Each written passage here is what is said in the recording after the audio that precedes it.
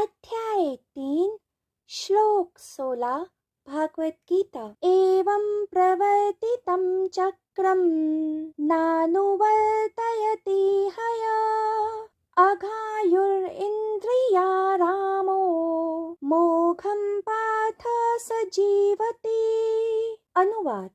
हे पार्थ, जो पुरुष इस श्लोक में इस प्रकार परंपरा से प्रचलित सृष्टि चक्र के अनुकूल कर्तव्यों का पालन नहीं करते हैं, वह इंद्रियों के द्वारा भोगों में रमन करने वाले पापायु पुरुष व्यर्थ ही जीते हैं। व्याख्या।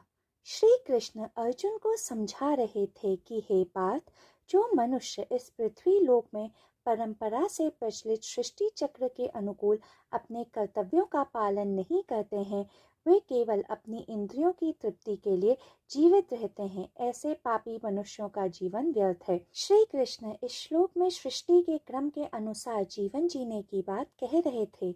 वे कह रहे थे कि जीवन दो ढंगों से जिया जा सकता है, सृष्टि के क्रम के अनुसार अथवा सृष्टि के क्रम के विरुद्ध।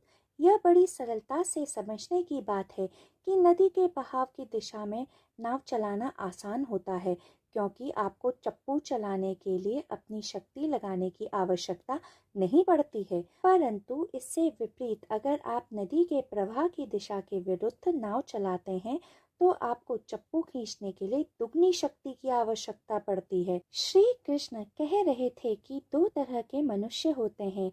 एक वे जो जीवन की धारा के अनुकूल बहते हैं, जीते हैं, उनका जीवन सरल तथा सुगम होता है क्योंकि वे जीवन की धारा के साथ एक हो जाते हैं, तथा दूसरी ओर वे मनुष्य हैं जो जीवन की धारा के प्रतिकूल बहते हैं, जीवन की धारा से लड़ते हैं।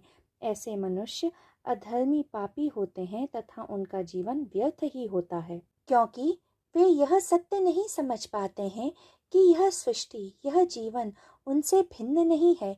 हम इस सृष्टि के पंच तत्वों से उत्पन्न हुए हैं तथा एक दिन हमें इस सृष्टि के पंच तत्वों में ही विलीन होना है।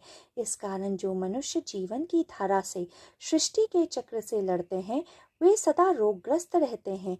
इस सृष्टि के चक्र के आधार पर ही हमारी वैदिक संस्कृति ने जीवन की एक सहज धारा विकसित की थी। परंतु आजकल के मनुष्य की जीवन शैली सृष्टि चक्र के विपरीत है।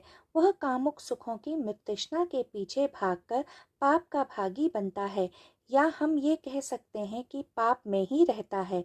ऐसे ऐंद्रिक सुखों में लीन मनुष्य ना खुद के लिए उपयोगी होते हैं और ना ही दूसरों के लिए, क्योंकि ऐसे मनुष्य पशु समान होते हैं।